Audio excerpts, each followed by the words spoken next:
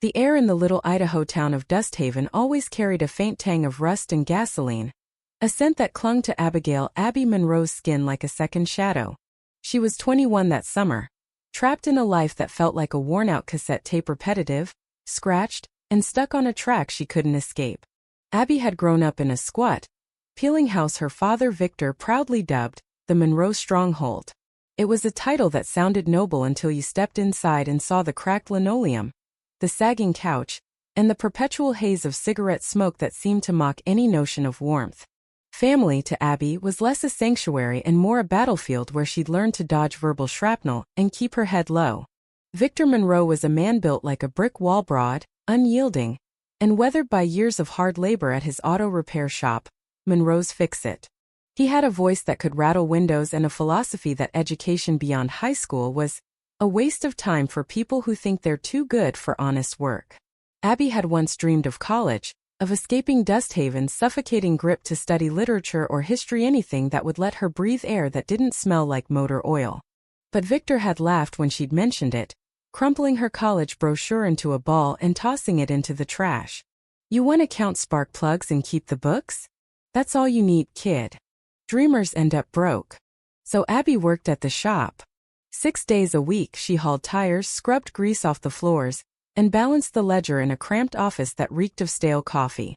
Victor didn't pay her a real wage, just handed her a crumpled wad of 20s each month, calling it pocket cash, as if she were a kid begging for allowance instead of a full-time employee. Her older brother, Travis, was the golden boy, a lanky 23-year-old with a charming grin and a knack for dodging responsibility. Travis would breeze into the shop, crack a joke, maybe tighten a bolt for show, then vanish to chase girls or shoot pool at Dusty's Tavern. Victor would slap him on the back and call him my spitting image, while Abby's every move earned a scowl or a barked order. "Quit daydreaming, Abby. You're not here to think." Her mother, Lorraine, was a ghost of a woman, small, fragile, with eyes that darted nervously between her husband and her children. She'd murmur, "Don't rile your father, Abby. You know how he gets." Whenever Victor's temper flared, which was often, Lorraine's softness was a fleeting comfort, like a thin blanket in a blizzard, nice to have, but useless against the cold. Abby had stopped expecting her to intervene years ago, after a Christmas when Victor had screamed at her for spilling gravy on the tablecloth, and Lorraine had just stared at her plate, silent. Abby had learned to survive by shrinking herself. She'd swallow the hurt when Travis borrowed her ancient bicycle and returned it with a bent wheel, or when Victor called her a waste of space for forgetting to order brake pads. She told herself it didn't matter, that she'd outlast it, that one day she'd save enough to leave. But that summer everything changed, not with a slow unraveling, but with a single brutal tear that shredded the fragile threads holding her life together. It started with a gruff announcement from Victor one humid July evening. "We're heading to Wyoming next week. Your Uncle Ted's getting hitched. No whining about it." Abby didn't get a say, not that she expected one. She was working 50-hour weeks at the shop, her hands stained black from oil, her back aching from lifting crates, but her schedule didn't matter. To Victor, she was an extension of his will, not a person with her own. Travis smirked from the couch, already planning how he'd flirt with the bridesmaids, while Lorraine nodded absently, folding a dish towel. The trip was a disaster from the start. Travis drove the family's beat-up Dodge Durango like he was auditioning for a car chase MOVOE, swerving through Idaho's winding backroads while blasting Metallica loud enough to make Abby's teeth vibrate. She was shoved into the back seat, wedged between a duffel bag and a cooler that leaked melted ice onto her jeans. The 6-hour drive to Cheyenne became a stage for Victor and Travis to perform their favorite act, turning Abby's life into a punchline. "Remember when Abby dropped that wrench on her foot and cried like a baby?" "Travis các cờ," Victor roared with laughter. "Or when she tried to fix that carburetor and flooded the whole damn shop?" Abby stared out the window, counting telephone poles, her face burning. Lorraine stayed quiet, offering only a tight-lipped smile when Abby caught her eye in the rear VW mirror. It was the same smile she'd given when Abby was 12 and Travis had locked her in the shed for 3 hours as a prank, or when Victor had thrown her favorite book, a tattered copy of To Kill a Mockingbird, into the fireplace because reading that junk won't fix cars. Abby had stopped expecting protection long ago, but the silence still stung. By the third day, they'd reached a desolate stretch of Wyoming highway, the kind where the horizon swallowed itself in a haze of heat and dust. They stopped at a rundown rest area near Rock Springs, a squat concrete building flanked by 2 vending machines and a flickering neon sign that read restroom. The air was dry and sharp, the sun a relentless hammer overhead. Abby's legs ached from hours of confinement, and her throat was parched. "I need the bathroom," she muttered, stepping out of the Durango. Victor didn't look up from his cigarette. "Make it fast. We ain't waiting all day." She wore a faded green tank top and jeans worn thin at the knees, her sneakers scuffed and splitting at the seams. Her wallet was buried somewhere in the luggage. Her phone plugged into Travail's charger up front claimed it the whole trip, smirking when she asked for a turn. She shuffled into the restroom, splashed water on her face, and lingered for a moment, staring at her reflection in the cracked mirror. Her hazel eyes looked tired, her dark hair tangled from the wind. "Just get through this," she whispered to herself. She was gone maybe 10 minutes. When she stepped back outside, squinting against the glare, the parking lot was empty. The Durango silver, dented, unmistakable, was gone. Her stomach lurched. She spun around, scanning the lot, the bushes, the road beyond. "Victor? Travail." Her voice sounded small, swallowed by the wind. Nothing. No tire tracks, no distant rumble of an engine. Just the hum of cicadas and the clank of a vending machine. At first she thought it was a prank. Travail loved those hiding her shoes, locking her out of the house, laughing when she got mad. She circled the rest area, peering behind the building, calling out louder. "Guys, this isn't funny." The silence pressed in, heavy and final. Her chest tightened as the truth clawed its way up. They'd left her. Not misplaced her. Not forgotten her, they'd left her. She sank onto the curb, the concrete scorching through her jeans. Her mind raced, grasping for excuses. Maybe they'd gone to get gas and thought she was asleep in the back. Maybe they'd turn around any second, Victor grumbling about her dawdling. But an hour passed. Then 2. Cars rolled in and out, truckers, families, a biker with a sunburned nose, but none of them were the Durango. A woman in a minivan glanced at her, then looked away, clutching her purse tighter. Abby's sneakers tapped a nervous rhythm against the pavement, her hands trembling despite the heat. A grizzled truck driver in a flannel shirt finally approached, his rig idling nearby. "You all right, kid?" His voice was rough but kind. Abby forced a smile thin as cracked glass. "Yeah, just waiting for my ride." He frowned, unconvinced said, but nodded and climbed back into his cab. When his truck rumbled away, she was alone again. The sun dipped lower, painting the sky in streaks of orange and purple.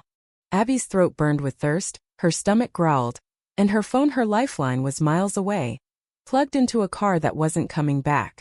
She pulled her knees to her chest, the weight of it sinking in. They hadn't forgotten her by accident. They'd driven off because she didn't matter. 21 years of insults, dismissals, and cold shoulders crystallized into this moment. She'd never been part of their family, not really.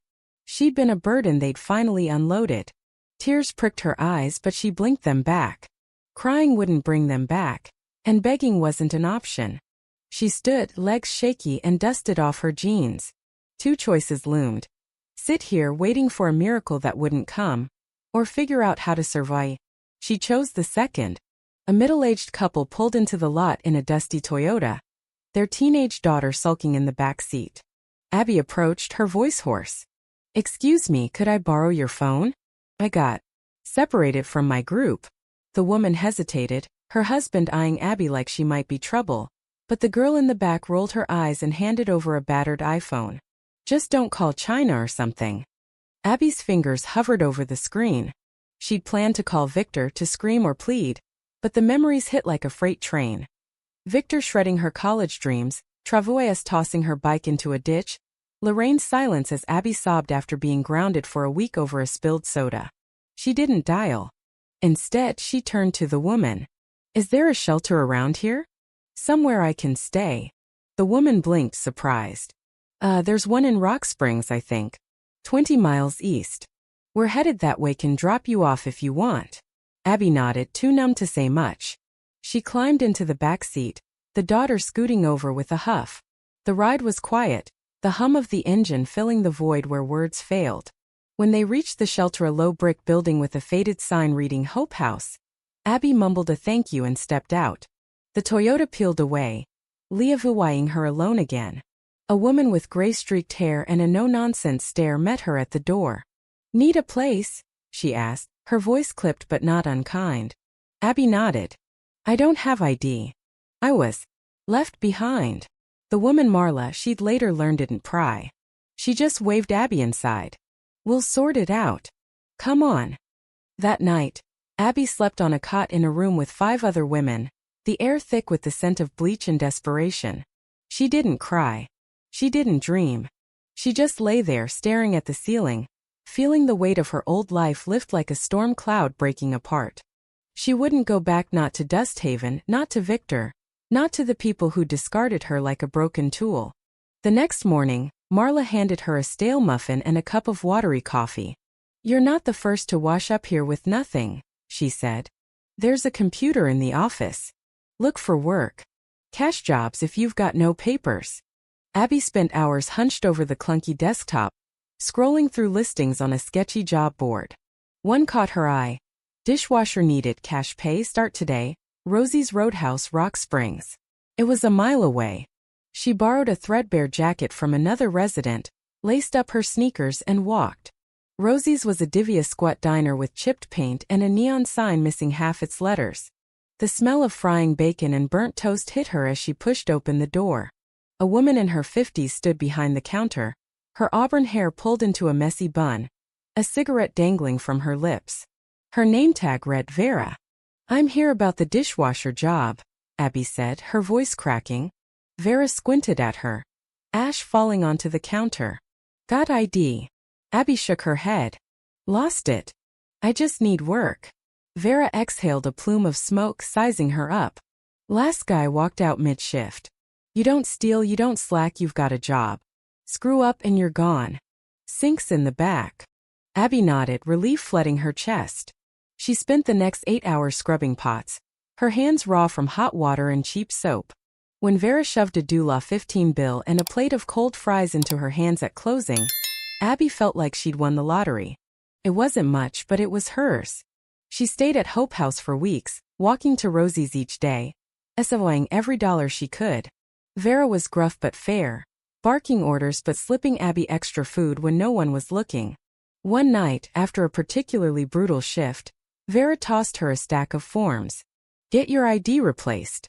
Use the diner's address. You can't keep levying like a damn phantom."